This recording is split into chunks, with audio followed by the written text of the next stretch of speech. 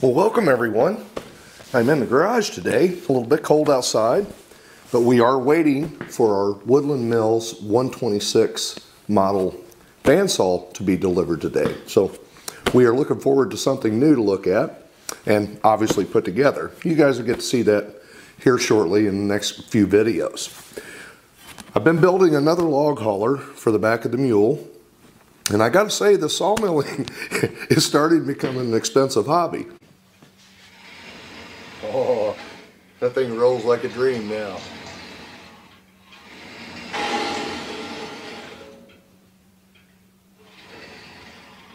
Now that brings me to a conversation about metal right now. The price of metal is really, really high, much like the lumber prices.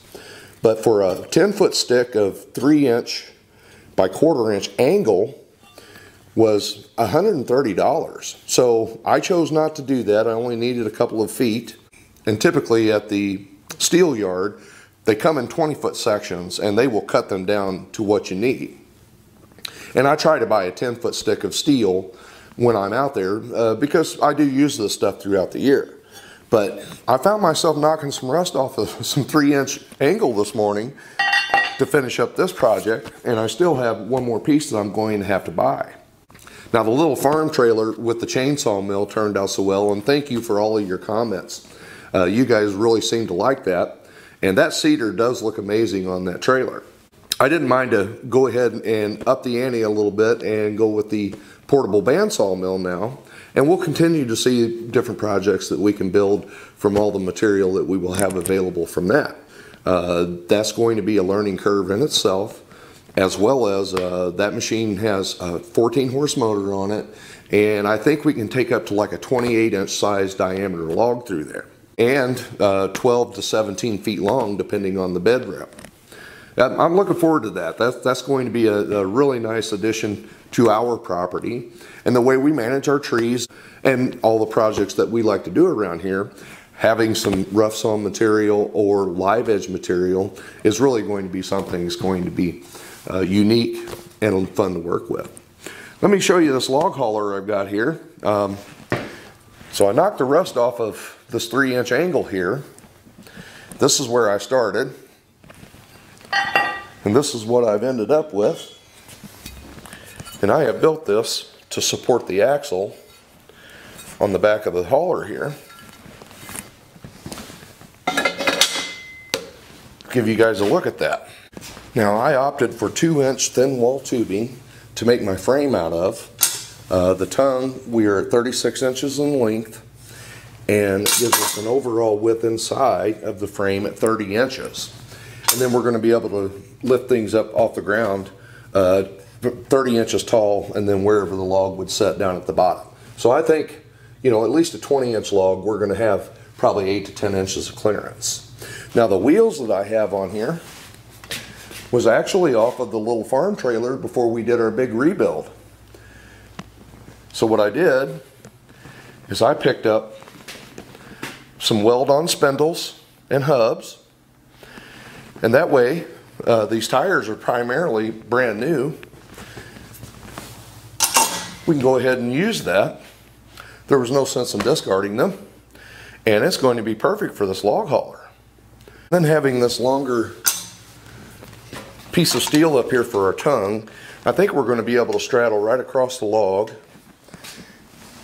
and get it chained down, and then use this as leverage and pull that thing right up and off the ground, is what I'm hoping for. As long as I don't mess around and get it too heavy here on the trailer itself.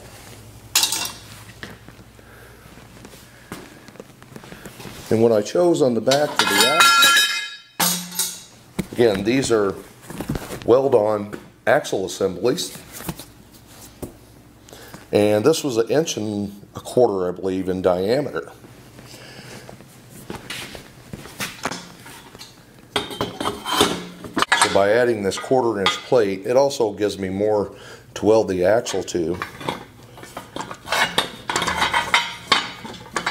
And by the time I get it welded in here, we're probably going to have just enough distance if we ever have to pull a seal up and out of this thing that we could and have enough room to do so. And I will have to take the axle out of the hub assembly before I weld on it, because I don't want to get the steel hot and burn up the seal here. These hub assemblies was only $56 for a 4-bolt. And again, we are 1.25 inches in diameter. And I will say, the little hole saw from Bostic has cut through 2 pieces of 1/4 inch and then drilled through both pieces of 2-inch square tubing. That's going to make a really nice joint back here. Enough room to weld through the corners. And it's also going to make a really nice gusset for the frame. We'll be able to tie it in right here. And then naturally, by the time I get everything done, I will prime and paint this as well. Keep everything from rusting. And new steel like this, it does not take long and it'll start rusting on you. A lot of times you can see rust develop overnight.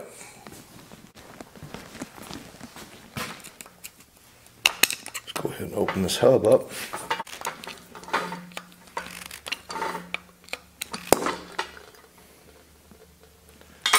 Probably not a bad idea to check something like this to make sure they've been greased properly to begin with. I'm going to pull this carter pin out, then we'll remove the castle nut. Like I said, this sawmilling is starting to get expensive. It's been a fun hobby though. And truly, we have enough trees and things here on our place that it's pretty much a need-to basis anyway.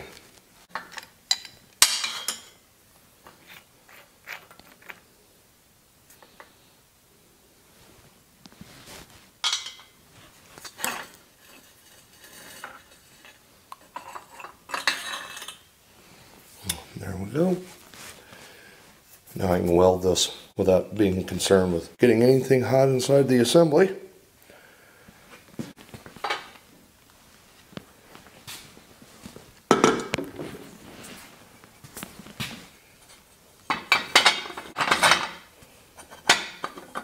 I think I'm going to leave a little tab stuck out back here in the back so we can get a nice weld built up around that as well. That's what we're going to end up with. And having the 4-bolt wheel on here, it's going to be a big advantage for getting tires if you need one. You get back here around the stobs and things like that, it'd be very easy to have a flat tire. Okay, I'm going to get this welded together. Okay, everything's welded up. That went real well. I don't think we're going to have any problems.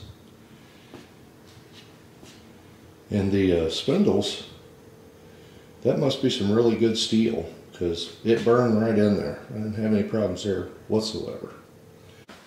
Well, the hubs and tires, they're set on roll. Like I said, I really think that's going to give us a really good tool in order to straddle over a log. We can chain it and then use the tongue here and lift that thing up. So definitely have to get my top welded across there. And I do have the winch ready to go. And I'm probably going to run down some supports as well. That way when we finally do get into some big timber, I will be set to actually lift that stuff onto this little guy. There's something about making something like this on your own. I could have bought and put together one a lot quicker than I can build this myself. But now I know that it's a little heavier duty than what I could have purchased. But also, I also know that it's going to hold up to what I want it to do. So it's worth a little bit of time. You know, snowing outside, so I might as well be in here in the warm and doing something I enjoy. Well, I just got the call that the sawmill is getting ready to be down the road, so I get to go and pick that thing up. I'm looking forward to seeing that.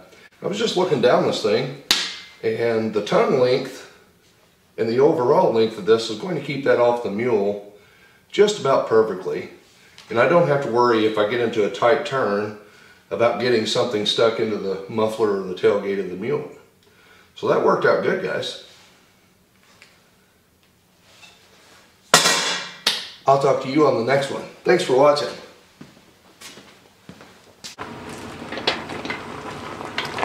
Well, the bandsaws finally made it. Brought down the hoist. We're going to back this thing in the barn and get this thing unloaded. Looks good sitting in the box, doesn't it?